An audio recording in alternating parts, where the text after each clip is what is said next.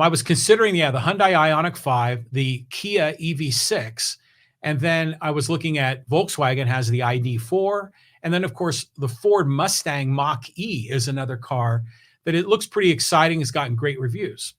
So I've been out visiting some of my local dealerships here in San Diego County, and the market is whack. The market is insane right now. And maybe you've heard some of these stories in the news. Maybe you've talked to some friends, but I just want to share my personal experience. So, I was trying to do a little car shopping online, and usually you can make a little bit of progress there. But because the market is so wacky, they're obviously trying to get you to get into the dealership and talk to them. And I figured, okay, I'll play along. And so here in my hometown of Poway, there's a Hyundai dealer. And I figured, okay, I'm going to go down there and check them out and see what they got with this Hyundai Ioniq 5, which is a great car. It's gotten fantastic reviews. The vehicle is, one of the exciting things is that it'll charge from 0 to 80% in only 18 minutes. So they've dramatically increased the speed to charge your car. Plus, it has all the newest technology. It'll go, I think it's a 300-mile or close to 300-mile range. It looks to be a great car. Well, I go in there and I talk to one of the sales reps, and he's sharing with me all the details about the car. We don't start price yet, and he's hyping the car, and I'm like, yeah, I know a lot about it. Well, we go down to sit down and talk about pricing, and they're selling these cars for above MSRP. Now, I've been down this path before. When I got my Hyundai Kona EV 3 years ago, it was the hot EV at the time. And every dealership I went to was asking $4,000 over MSRP, $5,000 over MSRP, in some cases as much as $8,000 over MSRP. I eventually found a dealership here in San Diego County, Frank Hyundai down in National City, that sold it at MSRP, which I was pleased with. Which is amazing. You're happy that you're getting the list price, which in the world of car shopping is funny. But here they're getting far greater than MSRP, and he was not willing to negotiate one iota. They have a pretty solid allocation of cars. I think they have like 35 Ioniq 5s coming in. They've pre-sold, I think, 2/3 of them, and everyone's paying that top dollar for it. I'm like, okay, I can't do this. Let me go look around.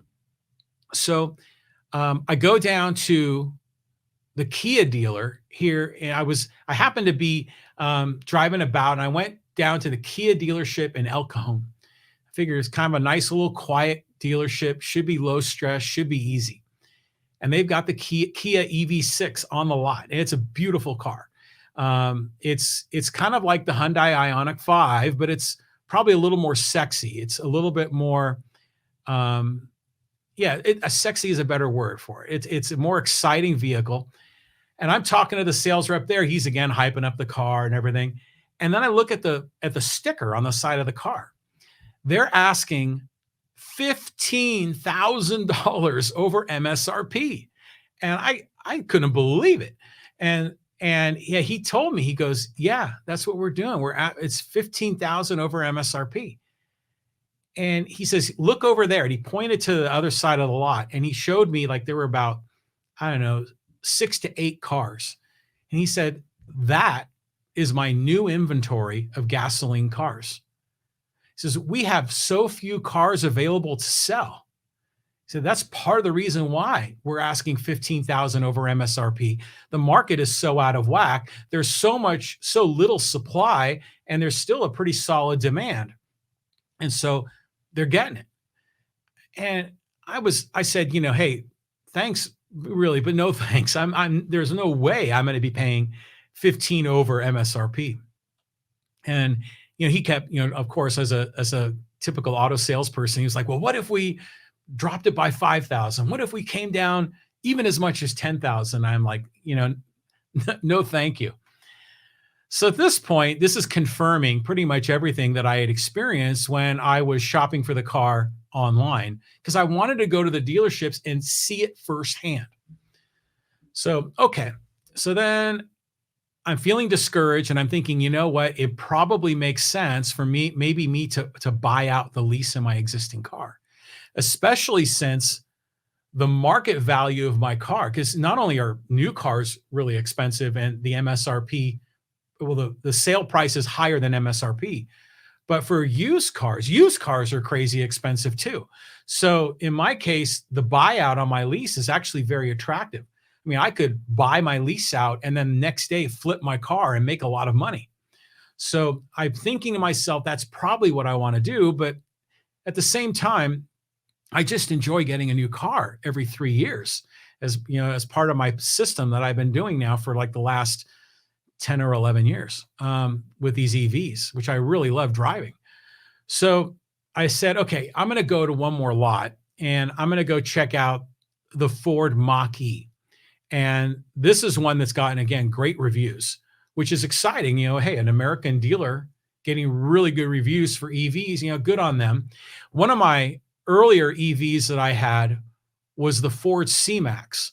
And I had that from 2012 till about 2015. And that was a pretty good car. So I'll give Ford credit back then. It was back then, this was earlier EV technology. It was 21 miles of electric range. And then after those 21 miles, it became a plug-in hybrid. So it was a hybrid, kind of like a Prius, where it would use gas and electric in combination to maximize, fuel efficiency. And I really liked that car. It was a little bit funky. It kind of had a weird, funky hatchback because of the battery size, but I was good with it. And so I figured, okay, if Ford's got this new Mach-E, let's go check it out. Well, I knew right away that I was going to have some trouble because I had talked to one of the Ford dealerships online saying, yeah, they're selling for over MSRP, and there's like a 6 to 9 month wait on these cars. And I kind of knew that going in, but I wanted to at least talk to the local dealer. I live in Poway. There's a Ford dealership here in Poway, so I went and visited him. Had a conversation there with the guy, and he had none of the Mach-E's were on the lot, but he had one of them that was a customer car that was there on service, and he let me check it out. Beautiful car. It looks really nice. And he confirmed what I had heard earlier. These cars are like a 6 to 9 month waiting list. You go online, place your order, just like when you're buying a Tesla. And then you decide which dealership do you want that car delivered to. And then you take possession of the car from the dealership. But he said, yeah, if you buy it online, you're going to also be paying more than MSRP. And I can't remember how much it was, but I think it was somewhere between like $5,000 and $8,000 over MSRP for this car.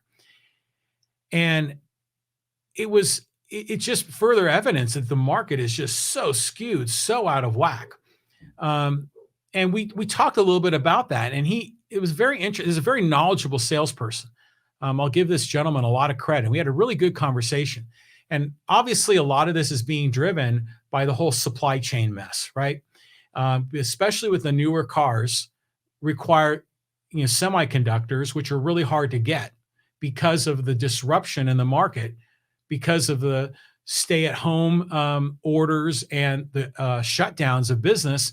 That people stopped buying cars, and what they ended up doing was buying a lot more consumer electronics so they can go on Zoom calls or set up podcasts like what I'm doing.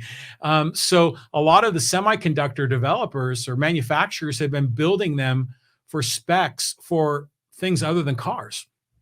And there's a limited number of those suppliers, which, by the way, if we go back, to 2016, when I had the presidential election, and one of the hot button topics at the time was TPP. Remember that was the Trans-Pacific Partnership, and Trump was down on TPP. He hated it. Hillary eventually came down against it too, but TPP was a good thing. If we had the Trans-Pacific Partnership, it would have opened up a lot more nations that we could have had better trade agreements with in Southeast Asia that would have provided a competitive threat or a dynamic force against China. We would have been better off with TPP, but politically, especially with a lot of the nationalism in America, and the politicians didn't want to pursue it, probably because they wanted to get elected. But to me, that was a flawed policy decision. Well, at any rate, there's a lot less semiconductor manufacturers that we can choose from, and that's why we have this supply chain crisis because the few that are available are building them for webcams and they're building semiconductors for a lot of other products where there's a lot more demand. So, anyways, the guy at the Ford dealership was telling me that he doesn't think that the auto marketplace is going to stabilize back to, so-called normal until probably sometime at the end of 2023. And he talked to one of his other customers who apparently was some kind of a financial expert, some kind of a, maybe an economist of some form. And this other guy was saying that we may not see the auto market really restabilize until 2024. So this thing is going to drag on for a long time. It's going to be a serious problem. So I didn't get a chance to go by the Volkswagen dealership because I know I'm going to probably get the same story. So now I'm at the point now where I'm just going to buy out my car. I'm just going to buy the lease on it. And, I'm very fortunate. I have a really good EV. My Hyundai Kona is a great car. It gets, according to the specification, 258 miles of range. But the way I drive it, I can get well over 300 miles of range because I don't drive it aggressively. And so I know how to kind of milk it. I know how to maximize my efficiency. It's all kind of the fun of driving an EV. It's like driving a video game. You have all these, how should I say, the dashboard gives you a lot more information that you would normally get in a traditional gas car. And that's part of the fun for me, is to try to beat the system, to try to maximize the way that I drive, to minimize energy usage, and ultimately play the game so I don't have to pay $5 a gallon for gas. So I like that. To me, it's my perverse way of having some fun. So the good news is for me is that at least I have a good option to choose from. But I'm just sharing with you. If you've been out on a dealership, it's crazy. Oh, and by the way, when I was at the Ford dealership in Poway, he showed me a Ford Bronco. Have you seen those? They're pretty cool. The new Ford Broncos, they kind of look like the old Ford Broncos from the 70s. He said that the new Ford Bronco on their lot was selling for $25,000 over MSRP. I mean, that's crazy. I mean, it's just insane. And the salesperson's logic to this whole thing is that they're selling way less cars because there's way less inventory available. And now, granted, keep in mind, this is from their perspective.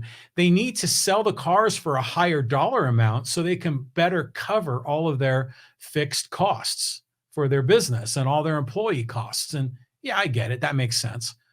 But really, that's just the nature of a supply and demand market, right? In a marketplace where supply is low and demand is good or maybe even strong, prices are going to go up, and they're going to go up a lot more than MSRP. And so that's what's going on out in the market.